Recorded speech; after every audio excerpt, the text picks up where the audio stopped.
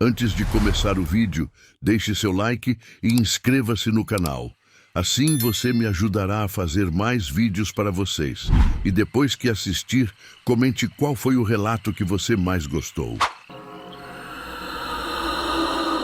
Era uma noite de dezembro, quando João da Silva pegou a estrada de terra que ligava a cidade até a fazenda do seu tio Antônio. O céu estava carregado de nuvem preta e o vento balançava as árvores de um jeito que dava medo. João não queria viajar naquela noite, mas o tio estava doente e precisava de remédio urgente. A picape velha dele ia chacoalhando na estrada cheia de buraco. As luzes do farol cortavam a escuridão da mata fechada dos dois lados da estrada. João conhecia bem aquele caminho, já tinha passado ali umas 100 vezes, mas naquela noite alguma coisa estava diferente. O ar estava pesado demais e os bichos da mata estavam tudo calado. Nem grilo, nem coruja, nem nada. Quando começou a chover, João ficou preocupado. A chuva caía grossa e a estrada de terra virava lama escorregadia. Ele diminuiu a velocidade, mas mesmo assim a picape derrapava de vez em quando. Foi quando ele viu uma placa que nunca tinha visto antes. Estava meio apagada, mas dava para ler. Fazenda São Bento, 5 quilômetros. João parou a picape e ficou olhando para a placa. Ele conhecia todas as fazendas da região, mas nunca tinha ouvido falar de nenhuma São Bento. Pensou que talvez fosse alguma fazenda nova, ou que ele simplesmente nunca tinha reparado na placa antes. Como a chuva estava ficando mais forte e ele precisava se abrigar, decidiu seguir a estradinha que saía da estrada principal. A estrada para a fazenda era ainda mais estreita e mal cuidada. Os galhos das árvores raspavam no teto da picape e faziam um barulho arrepiante. João ligou o rádio para se distrair, mas só saía chiado. Nem as estações local ele conseguia pegar. O silêncio era total, só o barulho da chuva batendo no para-brisa e o motor da picape roncando. A mata dos dois lados da estradinha parecia mais densa que o normal.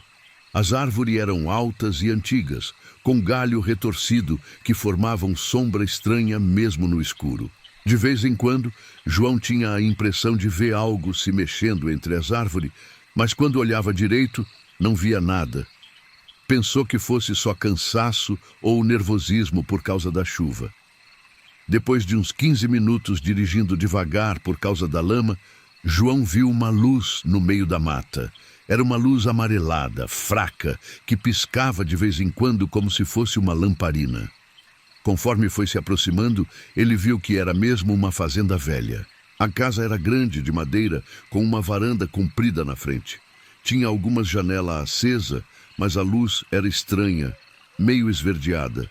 O que mais chamou a atenção de João foi o silêncio absoluto que rodeava a propriedade. Mesmo com a chuva, era de se esperar que tivesse cachorro latindo ou algum barulho de animal doméstico. Mas não havia nada. Só aquela luz esverdeada piscando na janela e o cheiro estranho que vinha da direção da casa. João parou a picape em frente ao portão de madeira que estava meio aberto. Ele buzinou 2 vezes, esperando que alguém aparecesse, mas ninguém veio. A chuva continuava caindo forte e ele não tinha escolha a não ser procurar abrigo. Saiu da picape correndo e empurrou o portão que rangeu alto.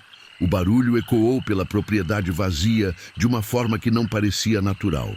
O terreiro da fazenda era grande, com algumas construções menores espalhadas ao redor da casa principal.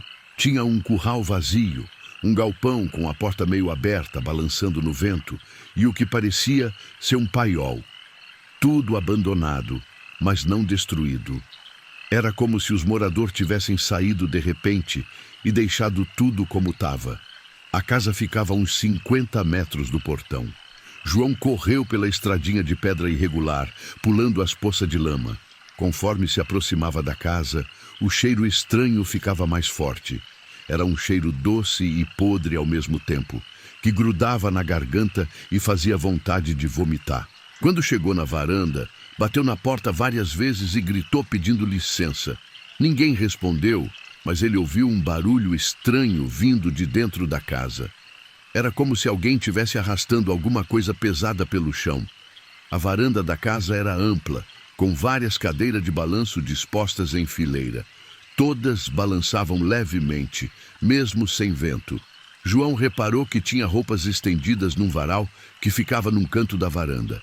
As roupas estavam secas, apesar da chuva que caía há mais de uma hora. Isso fez ele ficar ainda mais desconfiado, mas a necessidade de abrigo era maior que o medo. A porta estava destrancada. João empurrou devagar e ela abriu com um rangido longo. O cheiro que saiu de dentro da casa era horrível, como se fosse carne estragada, misturada com mofo. Ele cobriu o nariz com a camisa e entrou.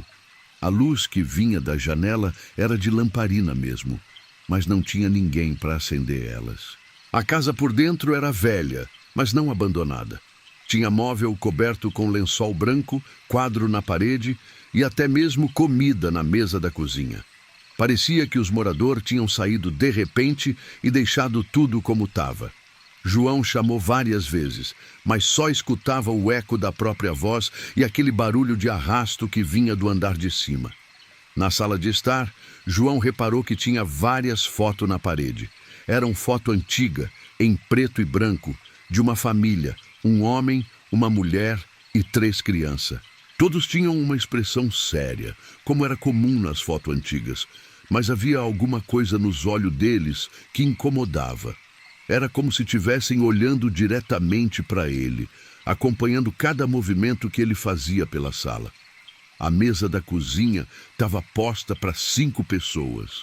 Tinha prato, talher e copo, como se a família tivesse acabado de sair para fazer alguma coisa e fosse voltar a qualquer momento para jantar. A comida nos pratos parecia fresca, mas tinha um cheiro estranho. João chegou mais perto e viu que era uma sopa de cor escura, quase preta, com alguma coisa flutuando em cima que ele não conseguiu identificar. Foi quando ele ouviu um barulho diferente vindo do andar de cima. Não era mais o som de arrasto, era como se alguém estivesse andando de um lado para o outro sempre no mesmo ritmo. Passo lento, pesado, que fazia o assoalho gemer. João ficou parado na cozinha, escutando o barulho e tentando decidir se subia ou se ia embora dali. A curiosidade foi mais forte que o medo. Ele decidiu subir as escadas para procurar alguém. Os degraus de madeira gemiam sob o peso dele, e a cada passo que dava, o cheiro ruim ficava mais forte. Lá em cima tinha um corredor comprido com várias portas fechadas. As paredes do corredor estavam cobertas com mais fotos da mesma família, mas essas fotos eram diferentes. Pareciam mais recentes, e em todas elas a família estava sorrindo de um jeito estranho, forçado. A primeira porta que ele abriu era um quarto simples, com uma cama de casal e um guarda-roupa antigo. Tudo coberto de poeira, mas arrumado como se alguém fosse voltar a qualquer momento.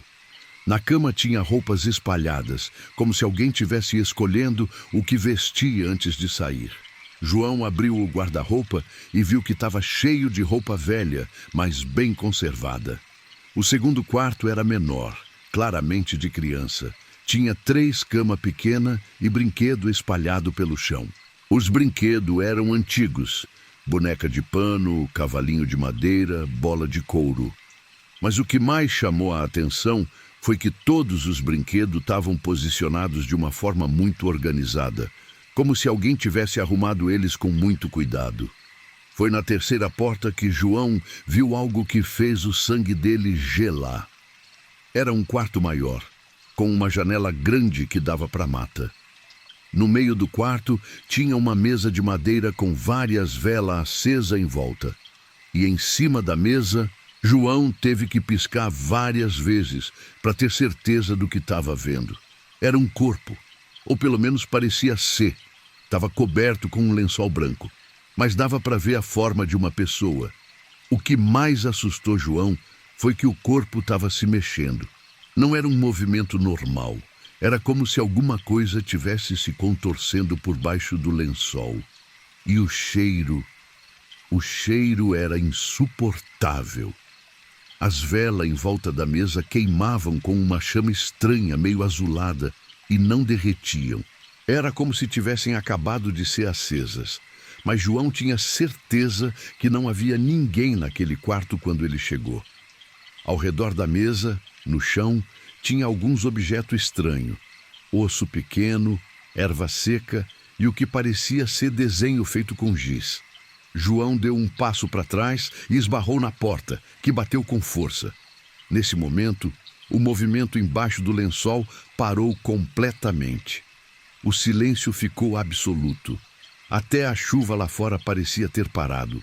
João ficou parado ali, sem conseguir se mexer, olhando fixo para o corpo na mesa. Foi quando ele percebeu que as velas tinham começado a piscar todas ao mesmo tempo, criando sombra dançante na parede. E no meio daquela sombra, João julgou que viu silhueta de pessoas se mexendo. Eram 5 figuras do tamanho de uma família, 2 adultos e 3 crianças. Elas se mexiam de forma estranha, como se estivessem dançando ou fazendo algum tipo de ritual. Foi quando ele ouviu os passos. Vinha de algum lugar da casa, mas ele não conseguia identificar de onde. Era um arrastar pesado, como se alguém tivesse dificuldade para andar. Os passos foram ficando mais próximos e João percebeu que vinham do corredor. Alguém ou alguma coisa estava subindo as escadas. O som era terrível. Não era só o barulho de pé no chão, mas também algo sendo arrastado junto, como se a pessoa tivesse ferida ou carregando alguma coisa pesada. O ritmo era sempre o mesmo. Passo, arrasto, e conforme se aproximava, João podia ouvir também uma respiração pesada e irregular. João saiu correndo do quarto e desceu as escadas de 3 em 3 degraus. Ele não olhou para trás, não queria ver o que estava fazendo aquele barulho. Quando chegou na sala, tropeçou numa cadeira e caiu no chão. Foi quando ele viu que as lamparinas tinham se apagado. A casa estava completamente escura. No escuro, João podia ouvir que o barulho de passo tinha parado. Mas agora havia outro som, como se várias pessoas estivessem andando pela casa ao mesmo tempo. Ele ouvia a porta abrindo e fechando, cadeira sendo arrastada e vozes baixas sussurrando coisas que ele não conseguia entender. Ele se levantou rapidamente e correu em direção onde lembrava que era a porta de entrada. No escuro, tudo parecia diferente. Ele bateu em várias móveis antes de conseguir encontrar a porta. As vozes estavam ficando mais alta e mais próxima. Era como se a família toda tivesse acordado e tivesse procurando por ele. Quando finalmente saiu da casa, a chuva tinha parado e tinha uma névoa fina cobrindo tudo. A névoa era tão densa que João mal conseguia ver a própria picape. O ar estava ainda mais pesado que antes e havia um silêncio sobrenatural em toda a propriedade. Nem mesmo o barulho de inseto ou do vento nas árvores. João correu para a picape, mas quando chegou lá, ela não quis pegar. A bateria estava fraca e o motor só fazia um barulho estranho.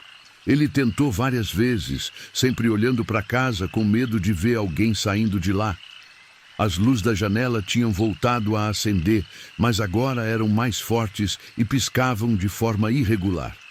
Foi na 5ª tentativa que a picape pegou.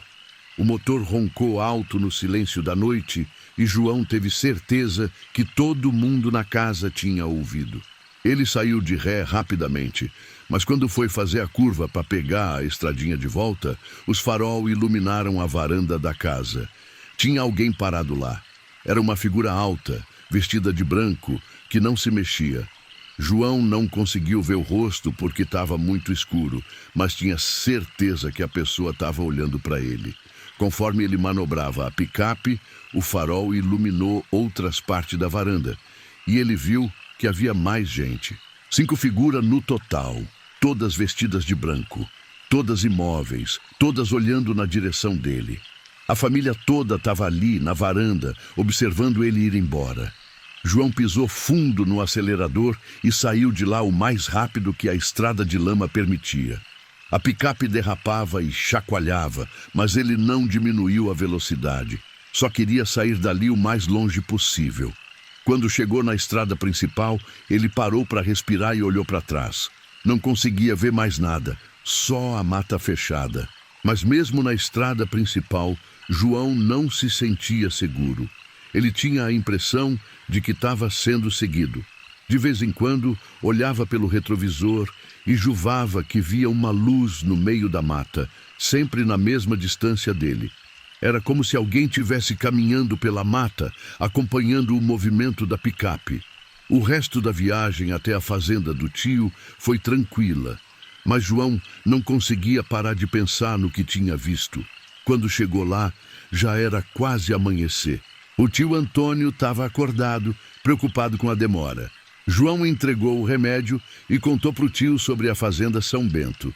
O tio ficou pálido e disse que aquela fazenda tinha sido abandonada há mais de 20 anos, depois que toda a família que morava lá tinha morrido numa epidemia estranha. Segundo o tio Antônio, a família Silva, que morava na fazenda, tinha sido encontrada morta numa noite de dezembro, exatamente igual àquela. Todos os corpos estavam estranhos, como se tivessem morrido de medo. A polícia nunca descobriu o que tinha acontecido e a fazenda ficou abandonada desde então. Muita gente da região já tinha relatado experiências estranhas por lá, mas ninguém tinha coragem de chegar perto.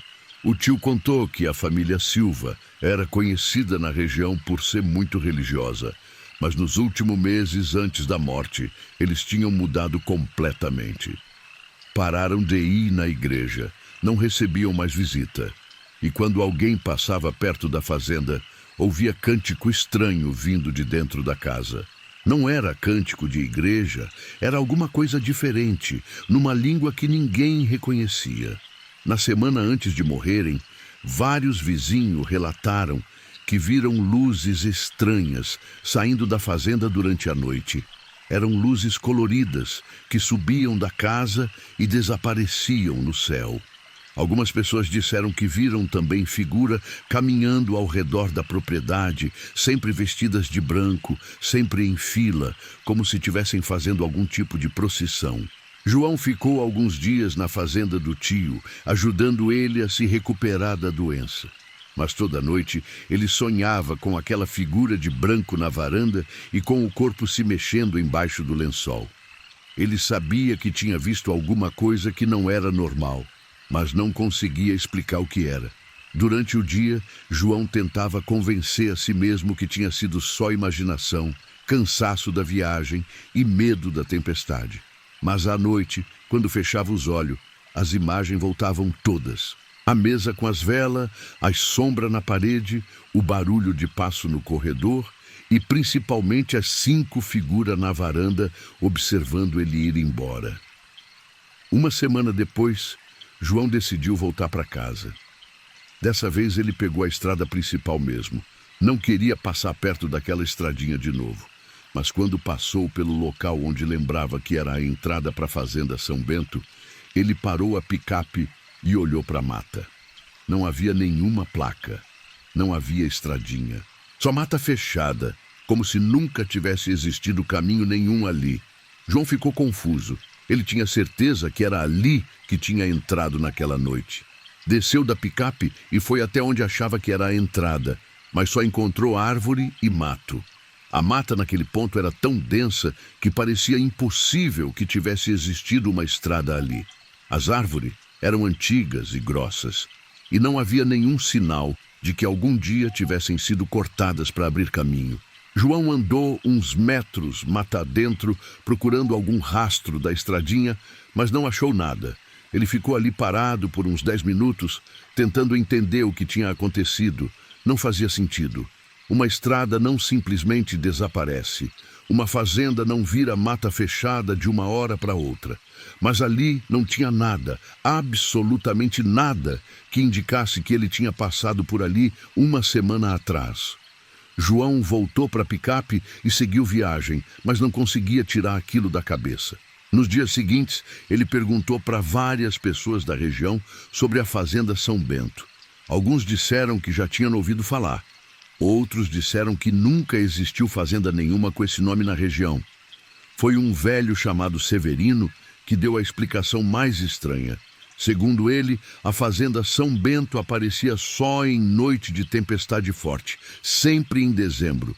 Disse que era o espírito da família que morreu lá, que ficava vagando e atraindo pessoas para casa.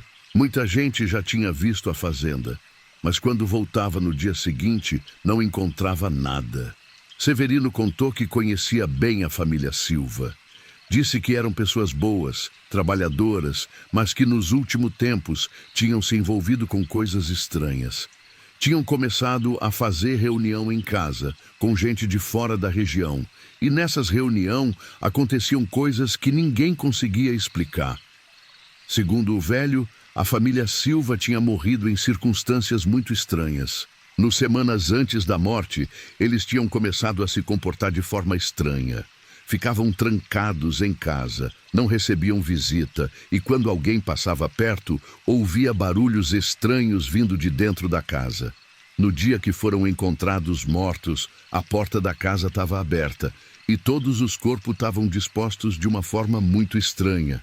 A mãe estava na mesa da cozinha, como se tivesse morrido comendo. O pai estava na sala, sentado na cadeira, olhando para a porta. E os 3 filhos estavam no quarto de cima, em volta de uma mesa com vela acesa, como se estivessem fazendo algum tipo de ritual. O que mais intrigou as pessoas na época foi que não havia sinal de violência. Todos tinham morrido aparentemente de causas naturais, mas ao mesmo tempo. Os médicos não conseguiram explicar o que tinha acontecido. Falaram em intoxicação alimentar, mas os exames não mostraram nada. Falaram em doença contagiosa, mas ninguém mais da região ficou doente. Severino disse que tinha uma teoria própria sobre o que aconteceu com a família Silva.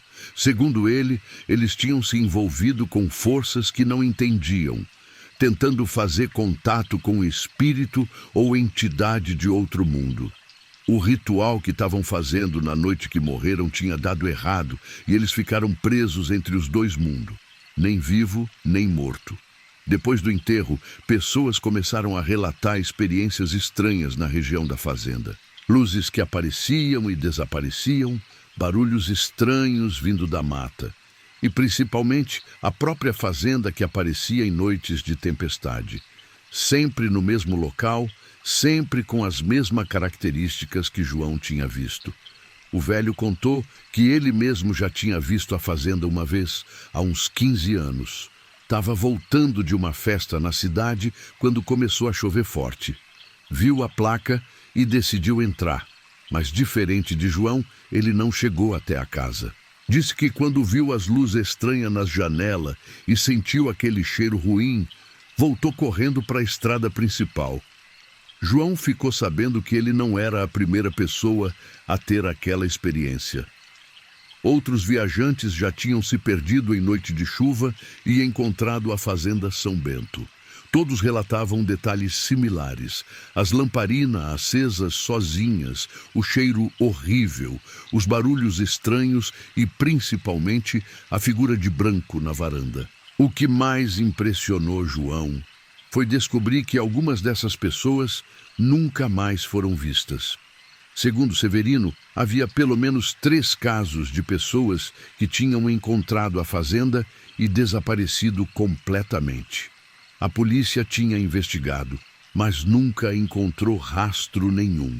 Era como se elas tivessem simplesmente sumido do mundo.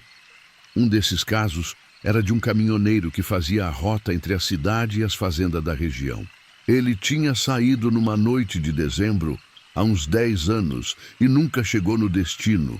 O caminhão dele foi encontrado abandonado na estrada principal, mas ele nunca apareceu. A única pista era que alguns moradores da região disseram ter visto o caminhão entrando numa estradinha que saía da estrada principal. Outro caso era de um jovem da cidade que tinha ido visitar um parente e se perdeu no caminho durante uma tempestade. A família dele organizou uma busca que durou várias semanas, mas nunca encontraram nada. Anos depois, o pai do rapaz disse que tinha sonhado várias vezes com o filho, sempre no mesmo lugar, numa fazenda velha, cercado por uma família vestida de branco. João começou a entender que tinha tido sorte de conseguir sair de lá.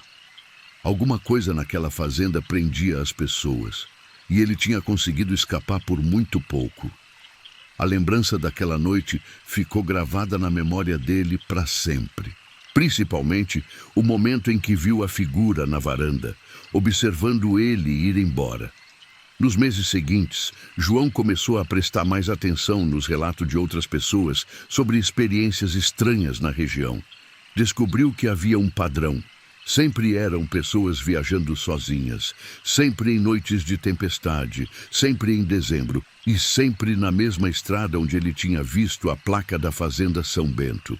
Um comerciante da cidade contou para João que tinha um cliente que morava numa fazenda próxima ao local onde a Fazenda São Bento aparecia. Segundo esse cliente, em algumas noites de dezembro, quando estava chovendo muito forte, ele conseguia ver luzes estranhas no meio da mata. Luzes que piscavam e se mexiam, como se fossem lanternas de pessoas caminhando entre as árvores. O mais estranho era que essas luzes sempre apareciam numa área da mata onde não havia trilha nem caminho. Era um lugar tão fechado e difícil de atravessar que nem os caçadores da região se aventuravam por lá.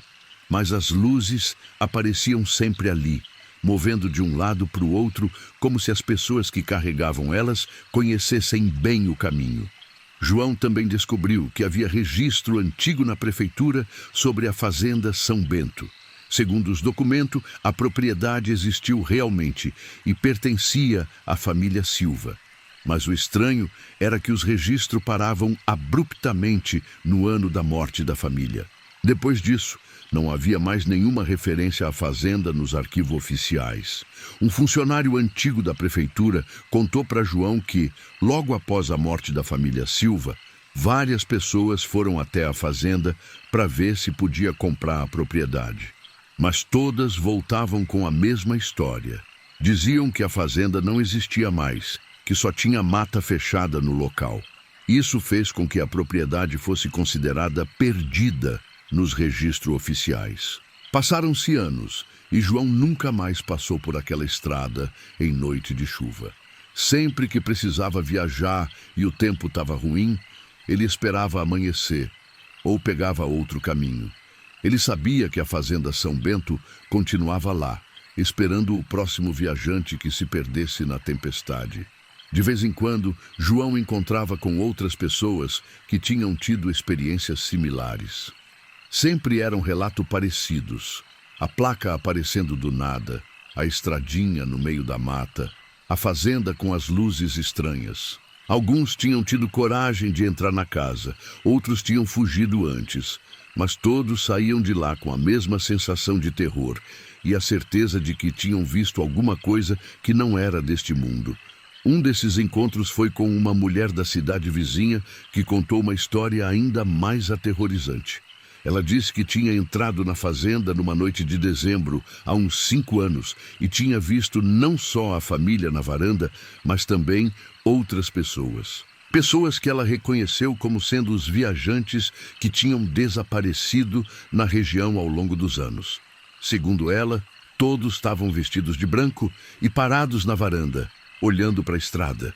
Não se mexiam, não falavam, só ficavam ali, como se estivessem esperando alguma coisa. Ela disse que conseguiu sair correndo, mas que durante semanas depois teve pesadelo com aquelas figuras imóveis na varanda. João percebeu que a Fazenda São Bento não era só uma casa assombrada comum.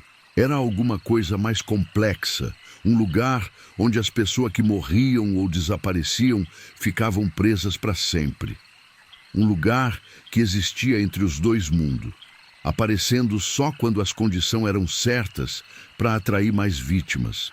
Até hoje, quando conta essa história para os amigos e parentes, João sempre termina com o mesmo aviso.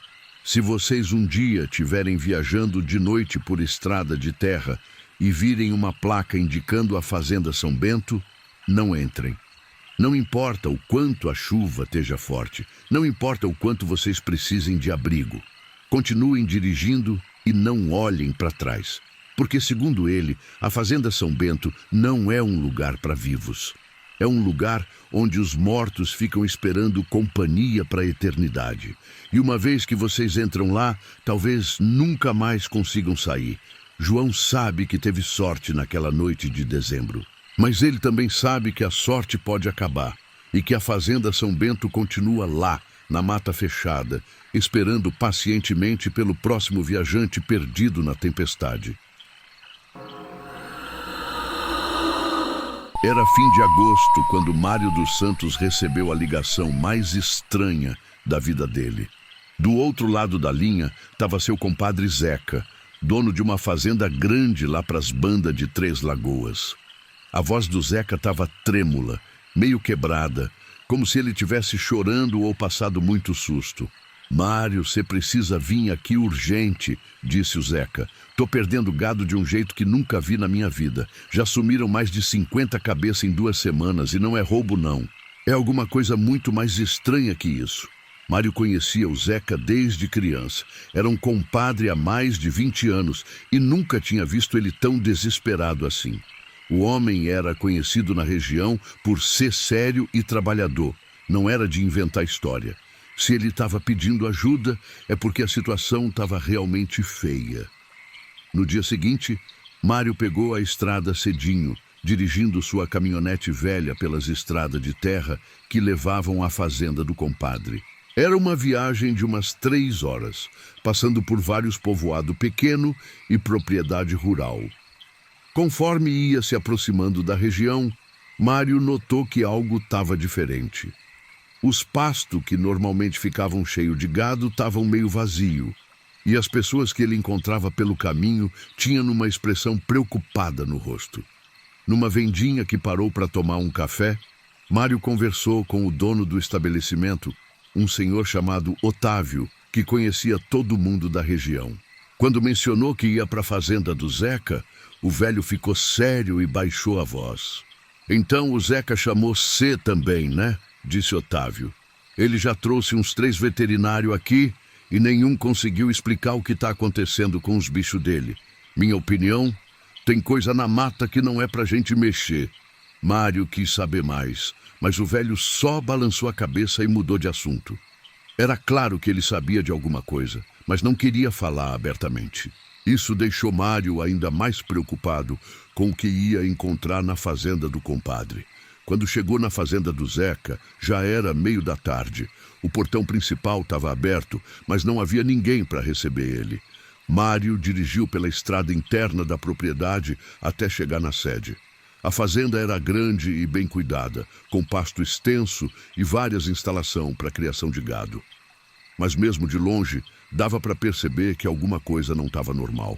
Os pastos que ele passava estavam com pouco gado, e os animais que ainda restavam pareciam assustados, sempre em grupo apertado num canto da cerca, longe da mata que cercava a propriedade.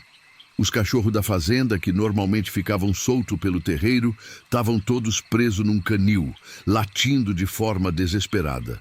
Zeca apareceu na varanda da casa principal quando ouviu o barulho da caminhonete. O homem estava com uma aparência terrível, magro, com olheira funda e as mãos tremendo. Parecia que não dormia há dias. Quando cumprimentou Mário, sua voz estava rouca e cansada. "Graças a Deus você veio, compadre", disse Zeca. "A situação está ficando insuportável. Ontem mesmo sumiram mais 10 cabeças. E hoje de manhã encontremos alguma coisa que nunca vimos na vida." Zeca levou Mário para dentro da casa e explicou detalhadamente o que estava acontecendo. Há 3 semanas, o gado da fazenda tinha começado a desaparecer de forma inexplicável. Não era furto porque não havia sinal de arrombamento na cerca, nem rastro de caminhão ou trailer na propriedade. O gado simplesmente sumia durante a noite, como se tivesse se evaporado.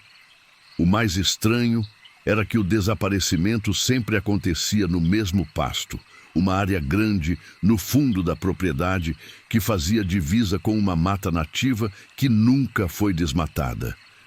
Era um pasto bom, com água abundante e pasto de qualidade, onde o gado sempre gostava de ficar. Mas agora, os animais que restavam se recusavam a entrar naquela área.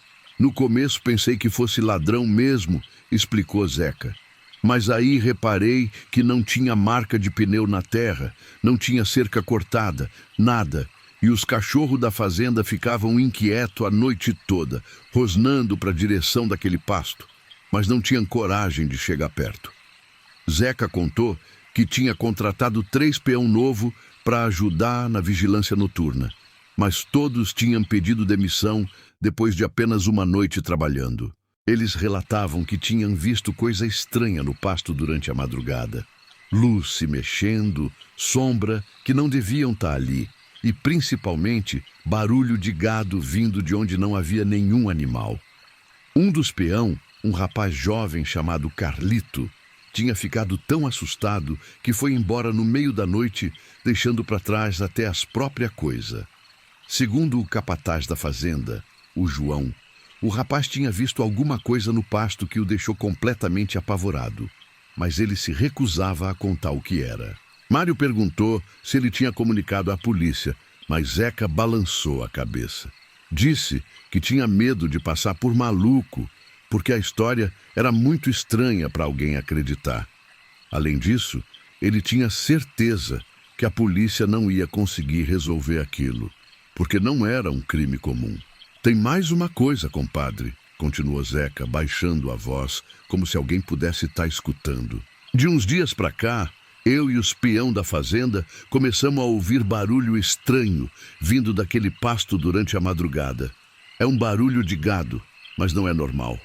É como se fossem mugido de desespero de animal sofrendo. Zeca contou que na noite anterior ele tinha decidido ir até o pasto com uma espingarda e uma lanterna potente para ver se descobria o que estava acontecendo. Mas quando chegou lá, não encontrou nenhum gado.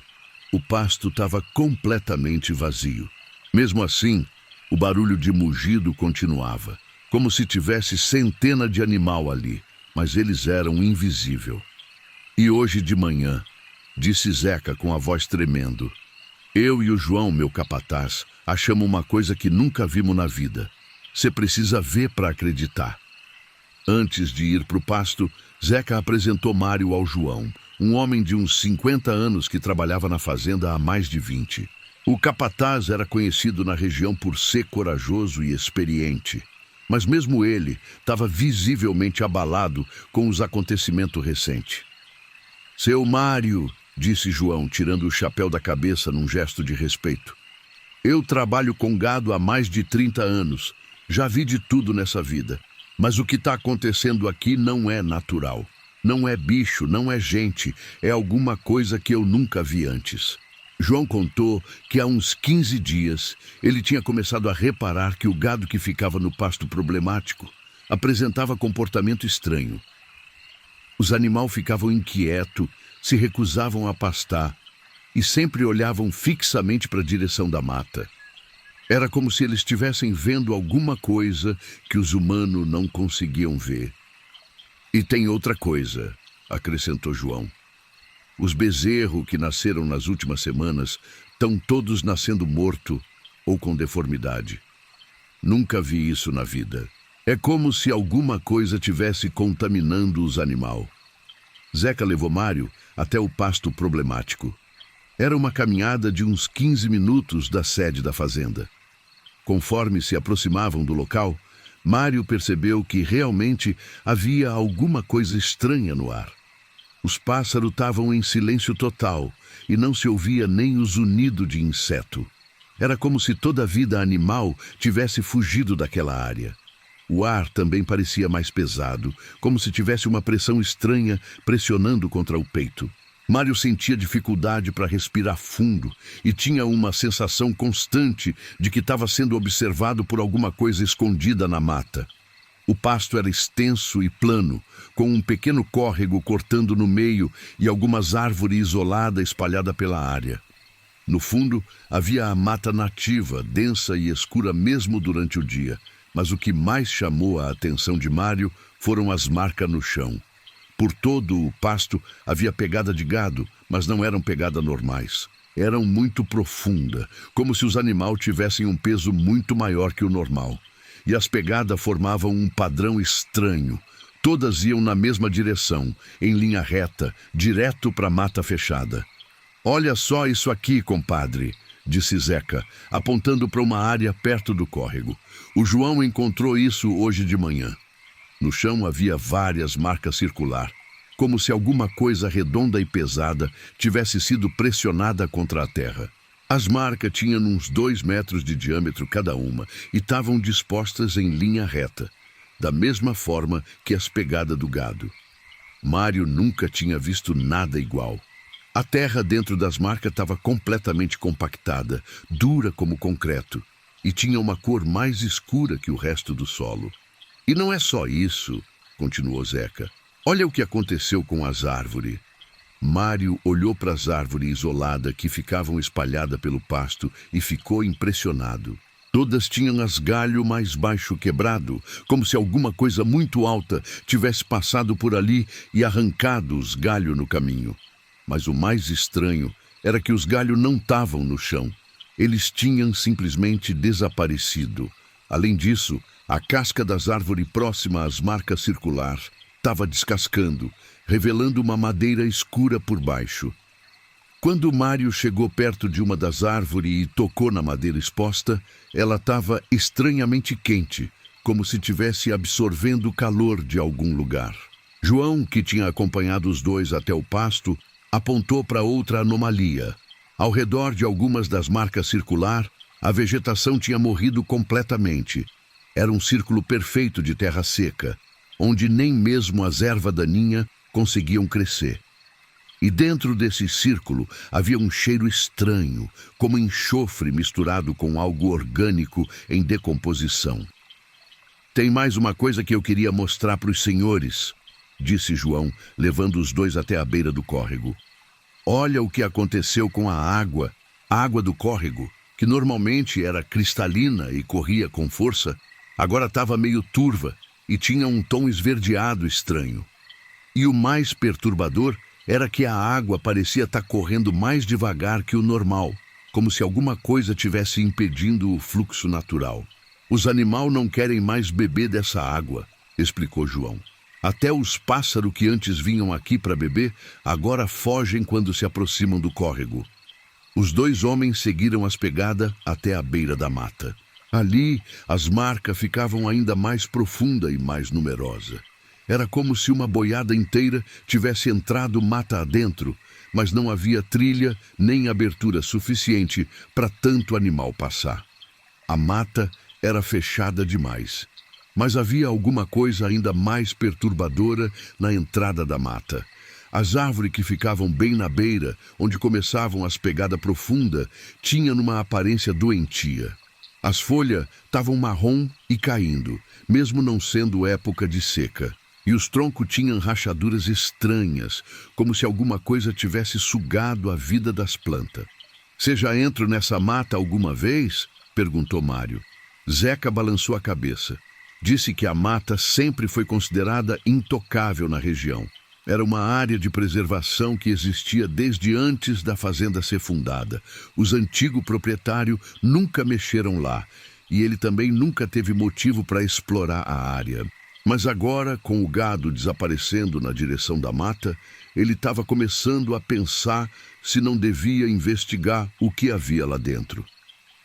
"Meu avô, que foi o primeiro dono desta fazenda", contou Zeca, "sempre dizia que aquela mata era lugar sagrado dos índios que viviam aqui antigamente. Ele dizia que os índios faziam um ritual lá dentro e que não era lugar para homem branco mexer." João confirmou a história. Disse que os mais velhos da região sempre contavam histórias sobre a mata, dizendo que era habitada por espírito antigo e que quem entrasse lá sem permissão nunca voltava. Ele mesmo nunca tinha dado muita importância para essas histórias, achando que era só superstição, mas agora estava começando a reconsiderar. Os 3 homens voltaram para a casa principal quando o sol começou a se pôr. Durante o jantar, Zeca contou mais detalhes sobre os acontecimentos estranhos das últimas semanas. Disse que não eram só os animais da fazenda que estavam agindo de forma estranha. Os animais selvagens da região também tinham mudado de comportamento. "Os passarinhos sumiram quase todo", explicou Zeca, E os bichos da mata, que antes a gente via de vez em quando, tatu, capivara, veado, agora não aparece mais. É como se eles tivessem fugido de alguma coisa. Zeca também mencionou que outros fazendeiros da região estavam relatando problemas similares, mas em menor escala. Gado sumindo, animal doméstico agindo de forma estranha, barulho inexplicável durante a madrugada. Mas ninguém queria falar abertamente sobre isso, com medo de passar por maluco. Tem o seu Benedito, que tem uma propriedade a uns 10 quilômetros daqui, contou Zeca. Ele perdeu umas 15 cabeças na semana passada, e a dona Maria, que cria porco, disse que os animais dela não querem sair do chiqueiro, ficam tudo amontoado num canto, tremendo de medo. João acrescentou que tinha ouvido do seu Benedito que ele tinha visto luzes estranhas no céu, acima da mata, durante algumas noites. Eram luzes que piscavam e se mexiam de forma irregular, não parecendo nem avião nem estrela. Algumas vezes as luzes desciam até quase tocar a copa das árvores e depois subiam rapidamente, desaparecendo no céu. E a dona Maria contou uma coisa mais estranha ainda, disse João, baixando a voz. Ela disse que uma noite acordou com um barulho estranho no chiqueiro. Quando foi ver o que era, encontrou todos os porcos olhando para a mesma direção, para onde fica a mata. E os olhos deles estavam brilhando no escuro de um jeito que ela nunca tinha visto antes. Naquela noite, Mário decidiu ficar na fazenda para ver se presenciava algum dos fenômenos estranhos que o compadre tinha descrito. Zeca arrumou um quarto para ele na casa principal, mas avisou que provavelmente nenhum dos dois ia conseguir dormir direito.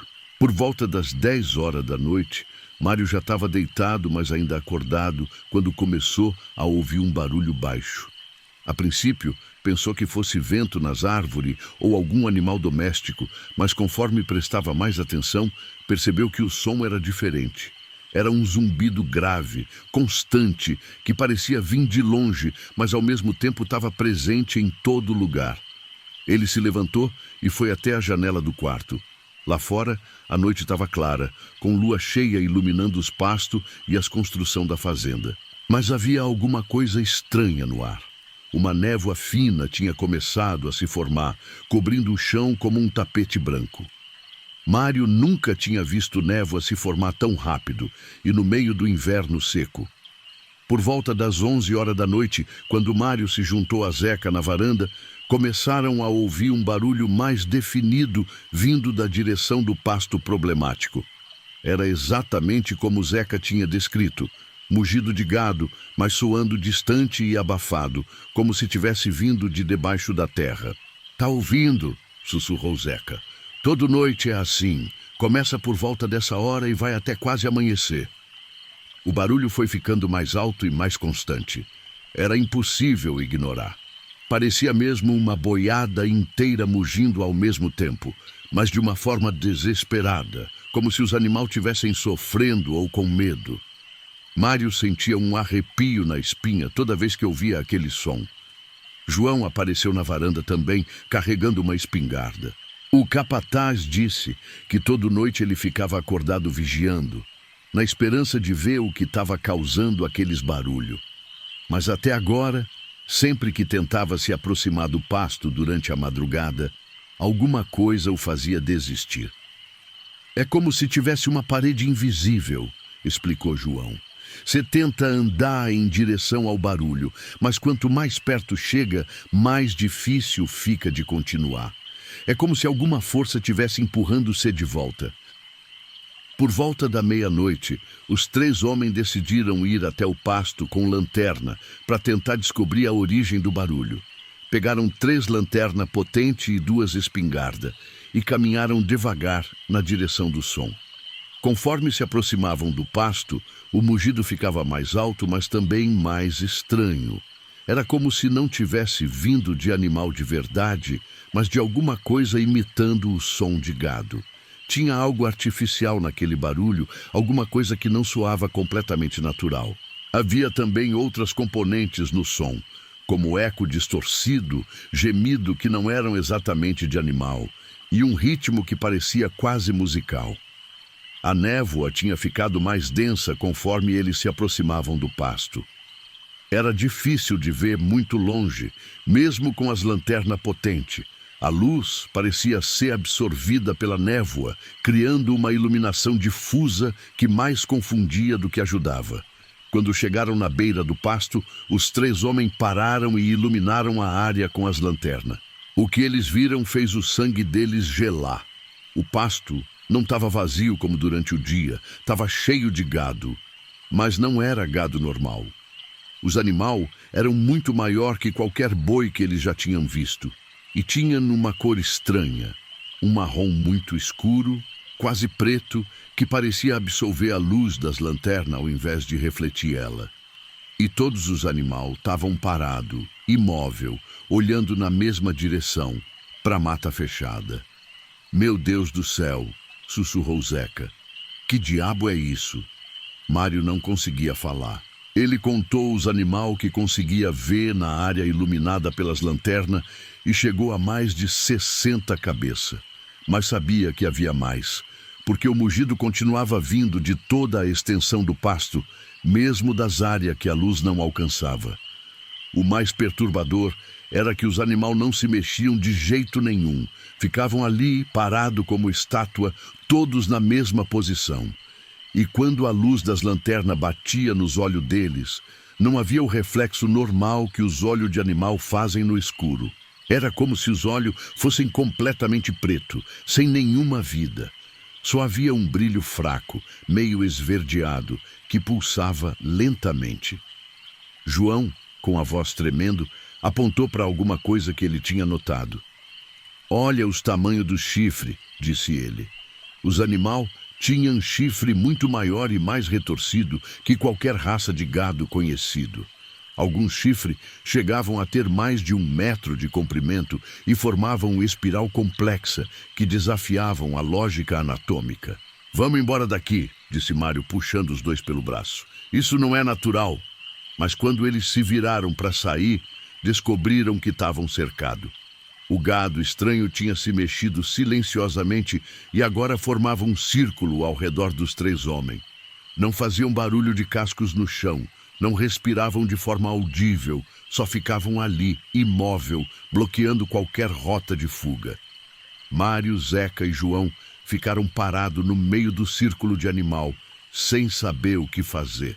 As lanternas deles iluminavam as figuras massivas ao redor, mas a luz parecia não penetrar completamente na escuridão que envolvia os animais. Era como se eles fossem feitos de sombra sólida. Foi quando eles ouviram um som diferente. Não era mais mugido de gado.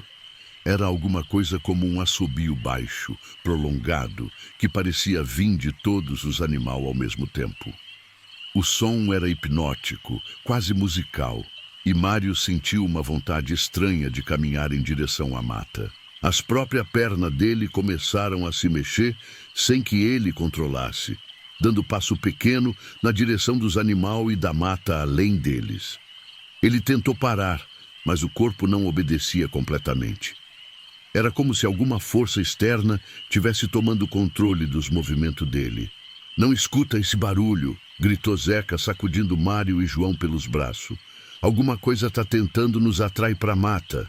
Com muito esforço, os 3 homens conseguiram resistir ao som hipnótico e começaram a caminhar lentamente em direção à casa da fazenda.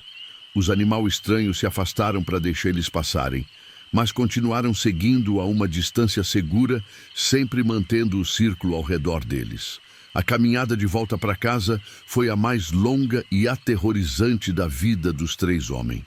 Os animais os acompanharam até quase chegar na sede da fazenda, sempre em silêncio, sempre mantendo aquela distância. Só quando eles entraram no terreiro da casa é que o gado estranho parou de seguir eles. Mas antes de desaparecer na névoa, os animais fizeram alguma coisa que deixou os 3 homens completamente aterrorizados. Todos, ao mesmo tempo, viraram a cabeça na direção deles e, por alguns segundos, ficaram ali, observando. Então, em perfeita sincronia, Todos abriram a boca e soltaram um mugido alto e prolongado que ecoou pela fazenda inteira. Era um som que não parecia natural, mas parecendo um grito de alerta ou um aviso. Dentro da casa, Mário, Zeca e João trancaram todas as portas e janela e ficaram acordados o resto da noite, conversando sobre o que tinham visto. Nenhum dos três conseguia explicar o que eram aqueles animais ou de onde eles tinham vindo. A única certeza que tinham era que não era um gado normal. Você reparou que eles não faziam barulho quando andavam? Perguntou Mário. Animal daquele tamanho deveria fazer um barulho danado pisando no chão, mas eles se mexiam sem fazer som nenhum. Zeca também tinha notado isso. Disse que era como se os animais não tivessem peso real, como se fossem fantasma ou visão. Mas, ao mesmo tempo, eles eram sólidos o suficiente para cercar os três homens e impedir que eles saíssem. E o efeito hipnótico que o som deles tinha causado era definitivamente real.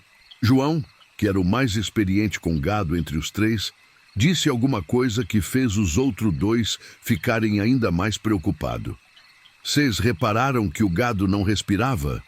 Eu fiquei prestando atenção enquanto estavam perto da gente.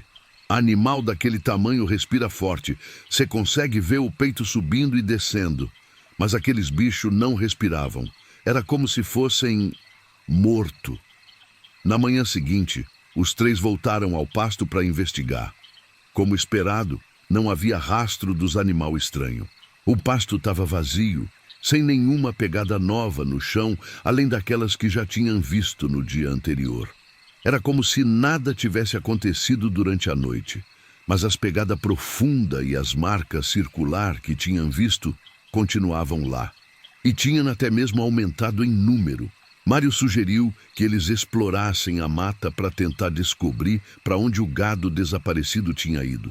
Zeca não gostou da ideia, mas concordou que não tinham outra alternativa.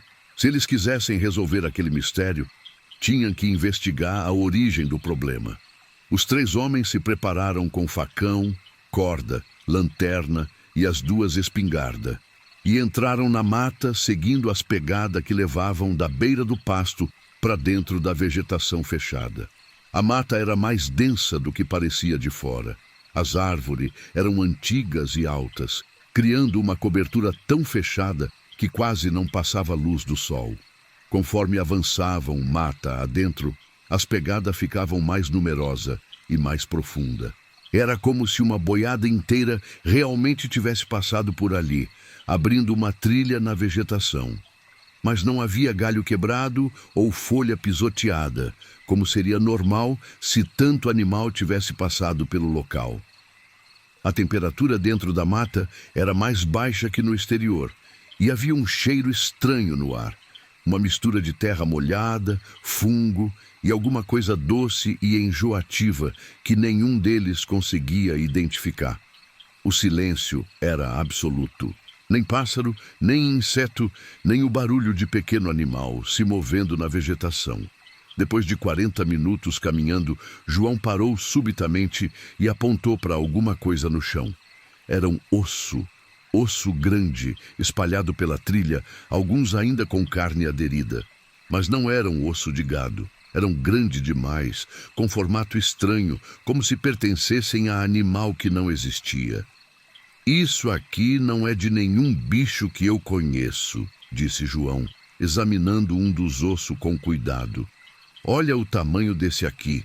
Deve ser de um animal com mais de 3 metros de altura. Conforme continuavam seguindo as pegadas, encontraram mais osso. Alguns estavam parcialmente enterrados no chão, como se tivessem ali há muito tempo. Outros pareciam recente, ainda com tecido fresco aderido. Havia também pelo ou coisa que parecia pelo, mas com textura estranha, mais parecendo cabelo humano grosso. Depois de 1 hora caminhando, os 3 homens chegaram a uma clareira no meio da mata. Era um espaço circular, completamente limpo de vegetação, como se alguém tivesse cortado toda a planta num círculo perfeito. No centro da clareira havia alguma coisa que fez os 3 pararem imediatamente. Era uma estrutura estranha, feita de pedra escura que não parecia ser nativa da região.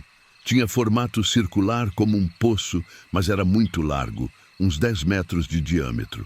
Ao redor da estrutura havia várias marcas no chão, similares àquelas que tinham visto no pasto, mas muito mais numerosa e profunda. "Que diabo é isso?" perguntou Zeca, se aproximando devagar da estrutura. Mário o seguiu, mas com cuidado. Conforme se aproximavam, eles perceberam que a estrutura não era exatamente um poço. Era mais como um buraco enorme, mas as paredes eram cobertas com pedra trabalhada, como se alguém tivesse construído aquilo com muito cuidado e planejamento. As pedras tinham inscrição nelas. Não era escrita em nenhuma língua que eles reconheciam, mas sim símbolo estranho que parecia um antigo. Alguns símbolos pareciam representar animal, outros pareciam ser número ou letra de um alfabeto desconhecido. Quando chegaram na beira da estrutura, os 3 homens olharam para baixo e viram algo que fez eles recuarem rapidamente. O buraco era muito mais fundo do que tinham imaginado. A luz das lanternas não conseguia alcançar o fundo, mas dava para ouvir um eco quando eles jogavam uma pedra lá embaixo. A pedra demorava mais de 10 segundos para bater no fundo, indicando uma profundidade de pelo menos 100 metros. Mas o mais perturbador não era a profundidade do buraco. Era o cheiro que saía de lá de dentro. Era um cheiro de carne, mas não de carne fresca ou carne podre. Era alguma coisa diferente, como carne que nunca tinha estado viva, mas que mesmo assim estava em decomposição. "Mário", disse Zeca com a voz trêmula, apontando para o chão ao redor da estrutura, "olha essas marcas aqui." No chão ao redor do buraco havia centenas de pegadas de gado, todas apontando na direção da estrutura. Era como se uma boiada inteira tivesse caminhado até ali e simplesmente desaparecido. Não havia pegada saindo da área, só chegando. E misturado com as pegadas de gado, havia outras marcas. Pegada muito grande, com formato que não correspondia a nenhum animal conhecido. Os 3 homens ficaram ali parados por alguns minutos, tentando processar o que estavam vendo. Era óbvio que aquela estrutura tinha alguma relação com o desaparecimento do gado, mas eles não conseguiam entender exatamente o que estava acontecendo. João se aproximou mais da beira do buraco e iluminou as paredes com a lanterna. Ele conseguiu ver que as inscrições nas pedras continuavam descendo pelas paredes do buraco, formando espirais que iam até onde a luz conseguia alcançar. E entre as inscrições havia manchas escuras que pareciam sangue seco. Foi quando eles ouviram um barulho vindo de dentro do buraco. Era um som baixo, como um ronco ou um gemido, que ecoava pelas paredes de pedra. O som foi ficando mais alto e mais constante, e os 3 homens perceberam que não era um barulho natural. "Vamos sair daqui agora", disse Mário, puxando os 2 para longe da estrutura. Mas quando eles se viraram para sair da clareira, descobriram que não estavam sozinhos. Na beira da mata, entre as árvores, havia várias figuras paradas, observando eles. Eram os animais estranhos que tinham visto na noite anterior. Mas agora, durante o dia, eles pareciam ainda mais perturbadores. A luz do sol que conseguia passar pela copa das árvores não iluminava os animais completamente. Era como se eles absorvessem a luz, criando uma sombra estranha ao redor deles. E todos ficavam imóveis, só observando os 3 homens no centro da clareira. Mário contou rapidamente e viu que havia pelo menos 30 animais cercando a clareira. Eles tinham chegado silenciosamente, sem fazer nenhum barulho, e agora bloqueavam todas as rotas de saída. Os 3 homens estavam presos ali, com o buraco misterioso atrás deles e os animais estranhos na frente.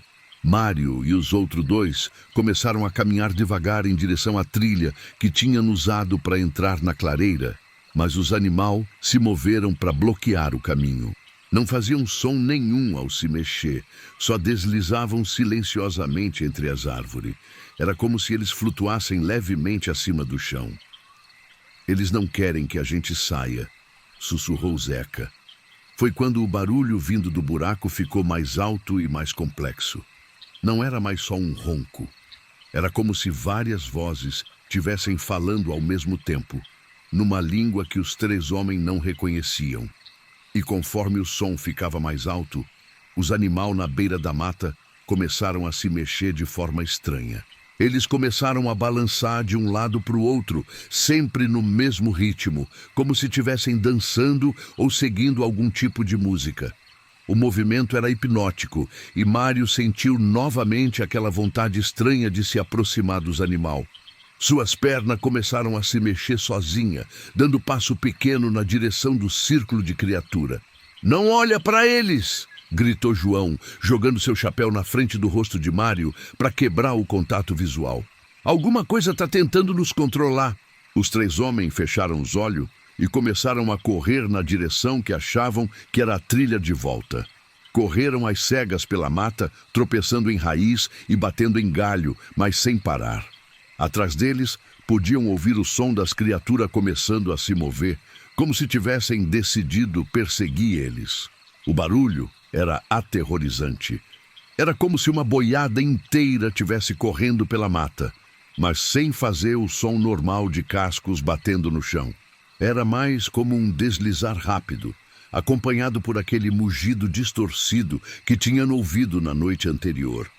Só abriram os olhos quando um deles bateu numa árvore e caiu no chão. Quando olharam para trás, viram que não tinham sido seguidos por muito tempo. Os animais tinham parado, na beira da clareira, e agora só observavam eles se afastarem. Era como se não pudessem ou não quisessem sair daquela área específica da mata. Os três homens continuaram correndo até chegarem na beira do pasto, longe da clareira e dos animais estranhos. Quando olharam para trás, viram que não tinham sido seguidos. A mata estava em silêncio total, como se nada tivesse acontecido. Mas os três homens sabiam que tinham descoberto alguma coisa que não deviam ter visto. Alguma coisa que explicava o desaparecimento do gado, mas que também representava um perigo muito maior. De volta à sede da fazenda, Mário, Zeca e João conversaram sobre o que deviam fazer com a descoberta. Era óbvio que aquela estrutura na mata não era natural e que os animais estranhos tinham alguma ligação com ela. Mas como eles poderiam explicar isso para alguém sem passar por maluco? "A gente precisa sair dessa região", disse Zeca. "Seja lá o que for aquilo, não é coisa que gente comum como nós pode enfrentar." Mário concordou. Disse que ia ajudar o compadre a vender o gado que restava e a propriedade, e que os três deviam se mudar para longe dali o mais rápido possível. Eles sabiam que tinham visto alguma coisa que não era deste mundo, e que ficar por perto seria perigoso demais. João contou que conhecia um padre na cidade que tinha fama de entender de coisas sobrenatural. Sugeriu que eles fossem falar com ele antes de tomar qualquer decisão drástica. Talvez o padre pudesse explicar o que eles tinham visto e oferecer alguma proteção ou solução. Naquela tarde, os três foram até a cidade encontrar o padre Miguel, um homem idoso que dirigia a igreja local há mais de 40 anos. Quando ouviu a história deles, o padre ficou muito sério e pediu que eles descrevessem a estrutura e o símbolo que tinham visto. "O que vocês encontraram", disse o padre depois de ouvir tudo, "é alguma coisa que não deveria existir mais. Essas estruturas foram construídas há muito tempo por pessoas que sabiam coisas que não deviam saber. São um portal, de certo modo. Passagem entre este mundo e outro lugar." O padre explicou que havia lenda antiga na região sobre essas estruturas. Segundo os índios que habitavam a área antes da colonização, existiam vários desses buracos sagrados espalhados pela mata. Eles eram usados em ritual para comunicar com espírito e entidade de outro plano de existência. "Os índios sabiam que era perigoso mexer com essas coisas", continuou o padre. "Por isso, eles mantinham as estruturas escondidas e protegidas. Mas com o tempo, o conhecimento foi se perdendo. A mata cresceu sobre elas e elas foram esquecidas, até que alguma coisa as ativa novamente. Segundo o padre Miguel, os animais estranhos que eles tinham visto eram algum tipo de manifestação ou criação dessas entidades de outro mundo. Não era um animal de verdade, mas sim forma que essas entidades assumiam para interagir com o nosso mundo. E o gado que estava desaparecendo provavelmente estava sendo usado como algum tipo de oferenda ou combustível para manter o portal aberto. Vocês tiveram sorte de conseguir sair de lá, disse o padre. Muita gente que encontra essas estruturas acaba sendo atraída para dentro delas e nunca mais volta. As entidades que habitam esses lugares são muito antigas e muito poderosas. Elas não pensam como nós, não têm os mesmos conceitos de bem e mal. O padre avisou que a situação ia piorar antes de melhorar. Disse que uma vez que o portal estava ativo e tinha começado a consumir energia, no caso, o gado, seria difícil fazer ele parar. As entidades iam continuar exigindo oferenda e, se não recebessem animal, poderiam começar a levar pessoas. O que eu posso fazer, disse o padre, é ir até a fazenda e tentar colocar uma proteção ao redor da casa e das áreas habitadas. Isso deve impedir que as criaturas se aproximem muito. Mas quanto à estrutura na mata, essa vocês vão ter que deixar em paz. Não tentem destruir ela ou bloquear o buraco. Isso só vai irritar as entidades e piorar tudo. Naquela noite, os três foram até a fazenda acompanhado pelo padre. O padre fez uma bênção ao redor da sede da fazenda e das outras construções, plantando pequena cruz de madeira em pontos estratégicos. Disse que isso deveria oferecer alguma proteção, mas que não seria permanente. Meu conselho para vocês, disse o padre antes de sair, é abandonar esta propriedade. Vender ela para alguém que não vai mexer na mata ou simplesmente deixar ela vazia. Não vale a pena arriscar a vida tentando manter isso aqui. Naquela noite, os três homens ficaram na fazenda para ver se a bênção do padre tinha algum efeito. Por volta da meia-noite, o mugido estranho começou novamente, vindo da direção do pasto. Dessa vez, o som parecia mais alto e mais próximo que nas noites anteriores. Quando olharam pela janela, viram que o gado estranho tinha saído do pasto e estava se aproximando da sede da fazenda. Era muito mais animal que na noite anterior.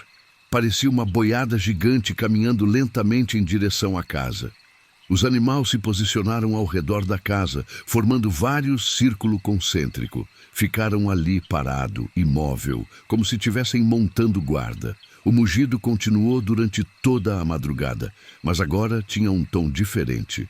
Era como se os animais estivessem comunicando entre si, planejando alguma coisa. Mas diferente das noites anteriores, os animais não conseguiram passar das cruzes que o padre tinha plantado. Eles ficavam parados a alguns metros de distância, como se houvesse uma barreira invisível, impedindo que eles se aproximassem mais. Era visível que eles estavam incomodados com a presença das cruzes. Alguns deles balançavam a cabeça de um lado para o outro. Outros batiam o casco no chão sem fazer barulho. Mário, Zeca e João ficaram trancados dentro da casa até amanhecer, observando os animais do lado de fora. Quando o sol saiu, as criaturas começaram a recuar lentamente, voltando na direção do pasto e da mata. Mas antes de desaparecer completamente, todos os animais se viraram ao mesmo tempo para olhar para a casa. E naquele momento, os três homens tiveram a clara sensação de que aquilo não tinha acabado. Quando olharam para o terreiro na manhã seguinte, os três homens encontraram algo perturbador. As pegadas profundas dos animais formavam um padrão ao redor da casa, vários círculos concêntricos, como se os animais tivessem demarcado o território. Mas o mais estranho era que as pegadas paravam exatamente onde as cruzes estavam plantadas. Era uma linha clara, como se realmente houvesse uma barreira que os animais não conseguiam atravessar. Os três homens saíram da fazenda naquela manhã mesmo, levando só o essencial. Não esperaram para vender a propriedade nem o gado que restava. Simplesmente abandonaram tudo e foram embora, dirigindo o mais rápido possível para longe daquela região. João decidiu se mudar para a cidade grande, onde arranjou trabalho numa fábrica. Disse que nunca mais queria ver gado na vida, que tinha tido o suficiente de trabalho rural. Zeca foi morar com um irmão em outro estado, tentando recomeçar a vida longe daquele lugar amaldiçoado. Anos depois, Mário soube por outro fazendeiro da região que a propriedade do Zeca nunca foi vendida. Ficou abandonada, e qualquer pessoa que tentava se estabelecer lá acabava indo embora em poucos dias, sempre relatando experiências estranhas com animal fantasma durante a madrugada. O gado que tinha restado na fazenda desapareceu completamente nas primeiras semanas após eles irem embora. Vizinhos relataram que durante várias noites ouviram um mugido desesperado vindo da propriedade abandonada. Mas quando foram investigar no dia seguinte, não encontraram nenhum animal vivo. A mata onde ficava a estrutura misteriosa foi declarada área de preservação permanente pelo governo, mas não por questão ambiental. Foi porque todas as expedições científicas que tentaram explorar a área acabaram sendo canceladas depois de alguns dias, sempre por motivo que nunca foram explicados publicamente. Um dos cientistas que participou de uma dessas expedições foi encontrado 3 dias depois no limite da mata, em estado de choque profundo. Quando finalmente conseguiu falar, só repetia a mesma coisa. Eles estão sempre esperando, precisam de mais.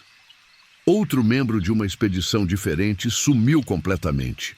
A equipe de busca encontrou só a mochila dele na beira daquela clareira com a estrutura estranha. E dentro da mochila havia um caderno com várias anotações e desenho. Os desenhos mostravam aqueles animal estranho, mas também outras coisas, criatura ainda mais bizarra com formato que desafiavam a lógica. E a última anotação no caderno dizia: eles não são animal, são guardiães e tem alguma coisa vindo. Até hoje, moradores da região relatam que em algumas noites, principalmente em agosto e setembro, ainda dá para ouvir mugido estranho vindo daquela mata. E às vezes, pessoas que passam de carro pela estrada próxima à fazenda abandonada juram que veem sombra grande se movendo nos pastos vazios, sempre em direção à mata fechada. Mário nunca mais voltou àquela região. Ele se mudou para bem longe, para um lugar onde não há mata fechada nem fazenda de gado. Mas até hoje, quando conta essa história, ele sempre termina com o mesmo aviso. Se vocês um dia estiverem numa fazenda e começarem a ouvir mugido estranho durante a madrugada, não tentem investigar. Não importa quantos animais vocês achem que estão perdendo, não vale a pena descobrir o que está causando aquilo. Porque, segundo ele, existem coisas neste mundo que não foram feitas para a gente entender. E, às vezes, a curiosidade pode levar a gente para lugar de onde nunca mais conseguimos voltar. O gado fantasma ainda está por lá, esperando os próximos curiosos que resolverem investigar demais os mistérios da mata fechada. E o pior de tudo é saber que aqueles animais não são o verdadeiro perigo. Eles são só o começo, só os guardiães de alguma coisa muito maior e muito mais terrível que vive naquele buraco sem fundo no meio da mata. Quando Sebastião Ferreira voltou para a cidade onde nasceu, depois de 15 anos morando na capital, ele não esperava encontrar o lugar tão mudado. As ruas de terra continuavam as mesmas, as casas velhas ainda estavam de pé, mas havia uma tristeza no ar que ele não lembrava de quando era criança. As pessoas andavam cabisbaixa, as crianças não brincavam mais na rua como antigamente e todo mundo parecia ter medo de alguma coisa. Foi a prima dele, a Dolores, que explicou o que estava acontecendo.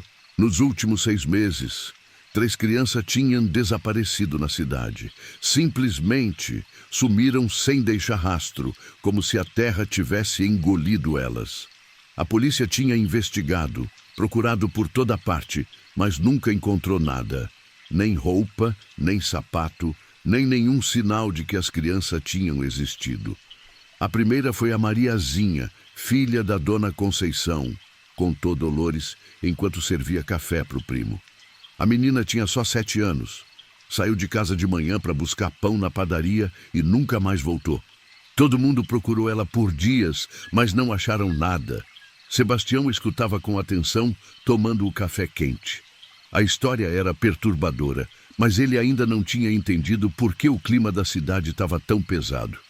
Desaparecimento de criança era coisa séria, mas não explicava aquele medo que ele via nos olhos de todo mundo. Depois foi o Pedrinho, o filho do seu Arnaldo, continuou Dolores.